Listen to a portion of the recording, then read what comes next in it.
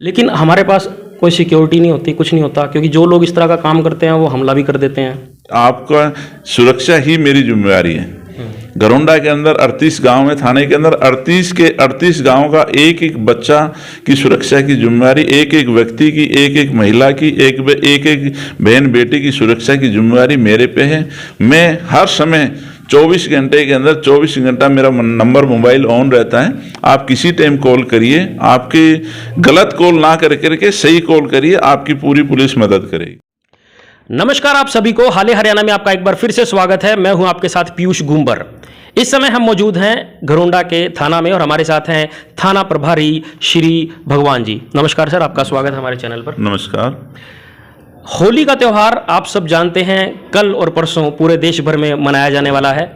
और होली का त्यौहार जो है जब हम मनाते हैं तो कहीं ना कहीं कई जो असामाजिक तत्व हैं वो इस त्यौहार को जो है एक इस तरह से मोड़ दे देते हैं जो कि समाज के लिए सही नहीं होता। इस पर पुलिस का क्या जो है वो रहता है, पूरी की पूरी किस तरह से वो कार्रवाई करते हैं, या हम कहें कि क्या हम कहें कि आप सब लोगों के लिए एक सलाह है। इस सब मुद्दे पर आज हम बात करेंगे घरोंडा के जो थाना प्रभारी हैं श्री भगवान जी। सर, क्या कुछ बताना चाहेंगे? होली का त्यौहार है और हिंदुस्तान के जो प्रमुख पर्व हैं उनमें से एक है। आप लोगों की जिम्मेदारी हमेशा बढ़ जाती है, खास तौर पे इन सब त्योहारों को लेकर। क्या कुछ मैसेज देना चाहेंगे? सबसे पहले मेरी तरफ से और मेरे थाना घरोंडा के पुलिस परिवार की तरफ से इस पावन पर्व पर हरियाणा घरोंडा के निवासियों को, थाना घरोंडा के एरिया के तमाम लोगों को बधाई देता हूं, मुबारकबाद देना चाहता हूं कि ये पावन पर्व प्रेम और भाईचारा से मनाएं। दूसरा, हमने इस संबंध में विशेष प्रबंध किए गए हैं। आपने पिछले दिनों करीब एक हफ्ते से आपने देखा होगा कि हमने बुलेट बाइक और जो विदाउट नंबर की जो मोटरसाइकिलें हैं उनके काफ़ी चालान किए हैं, और जो पटाखे वाली बाइक हैं उनकी हमने इंपाउंड करके करीब 80,000 के करीब हमने जुर्माने भी लगाए हैं। होली के ऊपर भी हमने विशेष 3 टीमें गठित की हैं। इन 3 टीमों के द्वारा आज भी हमारी टीमें फील्ड में हैं, काम कर रही हैं। किसी भी सूरत में जो होली के दिन हुड़दंग करेगा उनको बख्शा नहीं जाएगा, किसी भी सूरत में उनके खिलाफ बिल्कुल एक्शन लिया जाएगा। यही पुलिस अधीक्षक महोदय के भी विशेष आदेश हैं। आज नाकाबंदी की गई थी, हमने 10 से 1 बजे तक रायपुरा रोड पे हमने नाकाबंदी भी की थी। उसमें भी हमने 3-4 मोटरसाइकिलों को इंपाउंड किया है और चालान किया है। और हमारी लगातार ये कोशिश रहेगी कि एक प्रेम और भाईचारा के साथ होली मनाएं और जो हुड़दंगबाजी करते हैं उनके खिलाफ एक्शन लिया जाए। बिल्कुल सही। जैसा कि SHO साहब ने बताया कि प्रेम और भाईचारे का ये प्रतीक है ये होली, और होली को इसी तरह से मनाना चाहिए कि जो रंग आपको लगाया जाए वो प्यार का रंग हो, कोई ऐसा दाग ना लग जाए जो सारी उम्र उसको मिटाया ही ना जा सके। सर, आपको करीब 1-1.5 महीना हो चुका है घरोंडा थाना में आए, तो क्या कुछ बताना चाहेंगे घरोंडा की व्यवस्थाओं को लेकर? अभी हाल ही में एक जिक्र आया था व्यापारियों को लेकर, व्यापारियों के पास कुछ फेक कॉल्स आ रहे थे, उसके विषय में भी आपसे व्यापारी लोग मिले थे, तो उस विषय में कुछ क्या बताना चाहेंगे? मेरा करीब 1-1.5 महीने का कार्यकाल हुआ है। मैंने लोगों के जो कंप्लेंट्स आती हैं उनका भी एनालाइज किया है और व्यापारियों से मिला हूँ। जैसे आज ही हमारे अनाज मंडी में व्यापारी मंडल की वोटिंग थी प्रधान के लिए, उसमें भी मेरे को सूचना मिली थी कि पिछली 2 इलेक्शंस में यहाँ काफ़ी झगड़ा हुआ था, तो इशू बना था। तो मैं आज आपको चैनल के माध्यम से मुबारकबाद दूंगा व्यापारियों की, आज कितना शांति प्रिय माहौल में इलेक्शन हुआ है और प्रधानी का इलेक्शन बहुत ही शांति प्रिय और प्यार से इलेक्शन हुआ है। दूसरा, मेरे को संज्ञान में आया कि कुछ फेक कॉल करके और व्यापारियों से सामान मंगा लेते हैं और किसी कभी DC साहब के माध्यम से बताते हैं कि DC साहब ने ये सामान भेजा है, किसी कभी दूसरी कंपनी के नाम से भेजते हैं और उनसे मंगा लेते हैं और उनके साथ फ्रॉड किया जाता है। मैं आपके चैनल के माध्यम से सभी व्यापारियों को अगवा करूंगा कि ऐसा किसी भी बहकावे ना आए, और यदि किसी प्रकार के ऐसे आते हैं तो आप प्रधान को या मेरे को, मैं ग्रुप में जुड़ गया हूँ अब आज से, घरोंडा व्यापारी मंडल का ग्रुप है उसमें, तो आप मेरे को मैसेज कर दीजिए, मैं उस नंबर्स की कार्रवाई करूँगा। और दूसरा, मैंने 1.5 महीने के दौरान में देखा है कि यहाँ सबसे ज़्यादा फ्रॉड विदेश भेजने के नाम पर हो रहा है। गरीब आदमी होता है, विदेश भेजने का लालचा दिया जाता है। वो गरीब आदमी अपनी ज़मीन बेच करके 30-30, 40-40 लाख रुपए, 1-1 करोड़ रुपए उनको दे देता है और उसका ठगी होती है। तो मैं आपके चैनल के माध्यम से उनको बताना चाहूँगा कि आप इस प्रकार के बहकाव में ना आए। आप जिस अपने बच्चे को विदेश स्टडी के लिए भेज रहे हैं या वर्क वीजा पे भेज रहे हैं, तो आप जिस के माध्यम से भेज रहे हैं उसका वेरीफाई करें कि आप ये सही है या गलत है। आप पुलिस से भी उसको वेरीफाई करवा सकते हैं।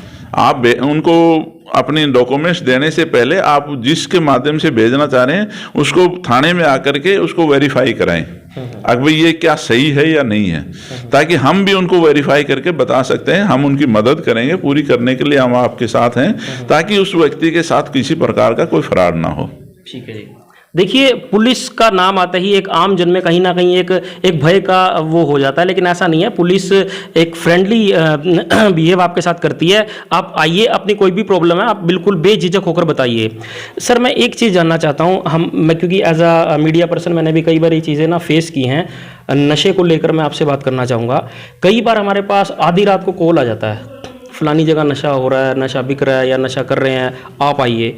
लेकिन हमारे पास कोई सिक्योरिटी नहीं होती, कुछ नहीं होता, क्योंकि जो लोग इस तरह का काम करते हैं वो हमला भी कर देते हैं। तो उस विषय में हम लोग कई बार फिर उसको अवॉइड भी करने की कोशिश करते हैं कि आप पहले पुलिस में कॉल कीजिए या 112 पे कॉल कीजिए। इस सारे सिनेरियो से निपटने के लिए जो बंदा हमें कॉल कर रहा है, आप उन्हें क्या मैसेज देना चाहेंगे? और मीडिया वालों के लिए पुलिस किस तरह से इस सारे मामले में कोई मतलब सहयोग कर सकती है? देखिए, मैं करीब 1.5 महीने से इस थाने में नियुक्त हूँ। मैं प्रतिदिन 30 से 40 कंप्लेन रोज अटेंड करता हूँ। पहले मेरे संज्ञान में आया था कि यहाँ कुछ और माहौल था, लेकिन मैं आपके चैनल के माध्यम से बताना चाहता हूँ, किसी भी व्यक्ति को डरने की जरूरत नहीं है। आप सच बताइए, यहाँ के जो गरीब तबका है उनके साथ छेड़खानी होती है, नशा भी होता है। आप बेझिझक मेरे को बता सकते हैं। जो मीडिया कर्मी है, जो मीडिया कर्मचारी के पास किसी सूचना मिलती है और वो मौका पर जाना चाहता है, आप भी मेरे को फ़ोन करिए, मैं आपको बिल्कुल आपके साथ चलूँगा। या मेरी रात्रि जो गश्त होगी वो पुलिस जाएगी और हम आपको बिल्कुल सुरक्षित रखेंगे। आपके चैनल के माध्यम से बताता हूँ कि आपका सुरक्षा ही मेरी जिम्मेवारी है। घरोंडा के अंदर 38 गांव है, थाने के अंदर 38 के 38 गांव का एक एक बच्चा की सुरक्षा की जिम्मेवारी, एक एक व्यक्ति की, एक एक महिला की, एक एक बहन बेटी की सुरक्षा की जिम्मेवारी मेरे पे है।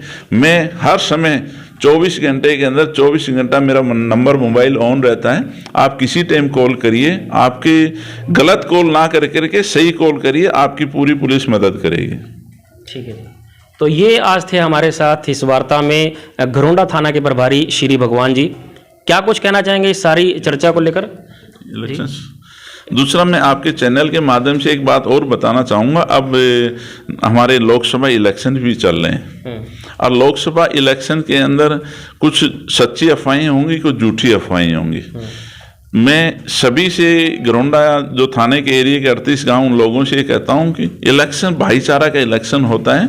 आप भाईचारा से इलेक्शन करिए, किसी प्रकार का हो हुल्लड़ या किसी प्रकार की किसी घटना प्रिय घटना ना करें। हर प्रकार की सुरक्षा हमारी जिम्मेवारी है। इलेक्शन किसी के बहकाव में आकर के ना करें, क्योंकि हर प्रकार के व्यक्ति आते हैं। उसमें कोई सोशल मीडिया पे भी अफवाहें फैलाता है, कोई वैसे भी अफवाहें होता है। उन अफवाहों के बहकाव में ना आए, बिल्कुल भाईचारे से और प्रेम से इलेक्शन कराएं। एक ये होली के त्यौहार के साथ साथ ये भी एक हमारा पर्व है। इसको पर्व को हर व्यक्ति वोट करे और प्यार से करे, किसी प्रकार का कोई हाहुल्लड़ ना करें। ठीक है जी। तो देखिए, एक जो चीज़ हमारे माइंड से स्किप कर गई थी, SHO साहब ने वो याद दिलवा दी। होली का पर्व तो हर साल आता है, लेकिन एक जो ये महापर्व है, लोकतंत्र का पर्व, ये जो 5 साल में एक बार आता है, जनरल इलेक्शंस, अब ये आचार संहिता लग चुकी है, आप सब जानते हैं। इस पर्व को भी आप सबको सभी धर्मों, अपनी जो धर्मों की एक दायरा होता है, उन सबसे बाहर निकलकर सिर्फ एक हिंदुस्तान के नागरिक के तौर पर इस त्यौहार को आपको मनाना चाहिए। किसी भी तरह की जो फेक र्यूमर्स होते हैं, आप सब जानते हैं, एक छोटा सा र्यूमर भी पूरे के पूरे समाज को, पूरे के पूरे हम कहें कि देश में कोई ऐसी घटना खड़ी कर सकता है जो कई लंबे अरसे तक उसे जो है याद किया जाता है। तो आप सिर्फ देश हित के लिए और एक अच्छे कैंडिडेट के लिए और अफवाहों से बचकर किसी भी प्रलोभन से दूर होकर आप चुनाव में जाइए और अपने अच्छे कैंडिडेट को चुनिए, जिससे हमारा समाज, हमारा देश तरक्की करेगा। आप देख रहे हैं हाल हरियाणा। मैं हूं आपका होस्ट पीयूष गुंबर। धन्यवाद।